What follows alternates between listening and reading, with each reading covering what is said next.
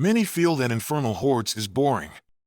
I have come out a modified Quill Volley build which you can farm the hordes while you are AFK doing more interesting things. Your character will do the farming automatically. You just need to return to your computer 12 minutes later to fight the boss and collect the loot. You can use this build to AFK farm the Helltides as well. This build does not require the use of macros or any botting software. It works with PC and controller. The best part is you do not need to change your current skill tree and Paragon boards, which you use to play the Pit 150. The only change is your boots, few legendary aspects, and also one of the spirit halls. I call this the Blackhole build. As you can see, I standing AFK in the hordes and suck all the trash mobs and swallow them every few seconds. Let me walk you through the skill tree. There is no changes, but make sure you put 3 points on Perseverance for maximum damage reduction as a standard pit pushing build. The reason is you are going to be AFK for quite some time after started the hordes. You don't want to come back and find that your character is dead. On the Spirit Hall, swap the bottom spirit from Jaguar to Gorilla. This will give you permanent unstoppable, so that you will not be pulled out of position by the mobs while AFK in the hordes. For aspect, swap the Fell Soothsayer with rebounding for more damage to trash mobs. Replace the apprehension aspect with undying. This is the most important part. Undying will heal you when you auto-attacking while AFK. Together with the infinite shield regeneration from the Rune of Earth and Bulwark, you will be unkillable even you are 100 meters from your computer for hours. Swap the rune which give you maximum life with the Spiritborn Vortex. This is important as the Vortex will make you an active black hole, automatically suck trash mobs on the entire screen every few seconds and turn them to tiny particles. To make the Vortex effect better, temper the Vortex size affix on your glove and boots. Normally you will have the Vortex size on glove and barrier generation on boots, therefore you need to change to another boots with greater affix on maximum life, and then temper with Vortex size and movement speed. The value of Vortex size is not important as you cannot exceed 100% skill size after combine the affix on boots and glove. You just need to masterwork the maximum life one time to save the material, as you already won shooting mobs outside of the pit. As you replace the barrier generation with Vortex size, make sure you check whether you still have 100% barrier by compare the barrier value and life value. If both numbers are not matching, add more amethyst gem to your armor piece. Now come to the $1 million question, how to automatic attack while you are AFK without macros or botting software.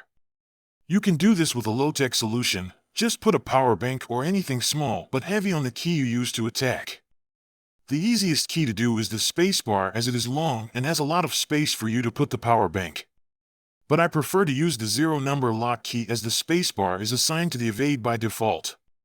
I try not to spend too much time changing my keyboard mapping between different activities. You don't need to change your current attack key to number lock 0, just assign this as secondary key. Try not to use your phone as it may drop to the floor, and then you curse me for the damage. For controller user, you can also use power bank to cover one of your button. Assign the attack button to the circle as it is easier to be covered by power bank. You need to use something like a big mouse to support the power bank. Another way is to use rubber band on your attack button like R1, but this could be inconvenient to remove compared to power bank. Now we talk about how to set up yourself in the hordes. Once you join a hordes group, stay at the bottom so you can cover everything spawn at this area. Press Ravager once as you need that to regenerate vigor. As long as you are attacking the mobs, your Ravager will stay up in the entire session. Press Armored Hide to get maximum resolve stacks for damage. You just need to press once for entire hordes. Once you use power bank to press down the attack key, you will automatically attack, heal yourself and regenerate your shield.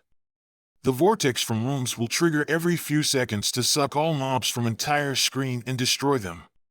You need to make sure Ravager is always on, otherwise you will stop consume vigor and the rune words will stop function. Point the mouse cursor to the middle so you can kill more mobs wandering around. Make sure your cursor is near to your character, to prevent your character move forward as the effect of Ravager. As you have permanent unstoppable from Gorilla Spirit Hall, you will not get pulled out of position. If you find that you are not able to kill the Ether Lord or mass spawn behind you, move your character behind a bit. Take the Fortitude Elixir to increase your tankiness, and another Type 1 Incense to increase your armor or resistance, depends on which one you need. I always activate Elixir and Incense in all farming activities for extra experience. Hordes give you a lot experience, only second to the pit. You can see this guy who is actively playing is dead while I am AFK. Can you believe this? This is totally broken, isn't it? If you don't want to play in group, you can use this method by playing solo. But you have to activate the mechanism yourself. You will gain less ether by playing AFK solo, as you can only farm at one spot. Nevertheless, you can gain much more if the Horde says Hellborn, as the Hellborn will move to your location. You can see my solo 10 waves end up with 1,130 ethers. It is much higher than I play in a 4-man group. RNG play a bigger factor in the Hordes than strategy and effort. This is one of the big issues of the Hordes. You can use this method to farm the Helltides at the maiden spot if there are active players. You can see I get close to 700 cinders after I away in kitchen washing my dish.